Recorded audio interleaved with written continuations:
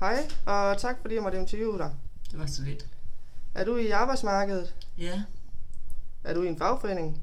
ja, det er Hvad er forskellen på en fagforening og en A-kasse?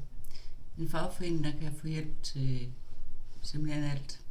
Ja, Så det er man nødt til i dag. og en A-kasse? Det er, hvis du bliver arbejdsløs. Ja. Hvad betyder det for dig at have et arbejde? Alt. Så kan man da få betalt sin husleje, regninger og så videre.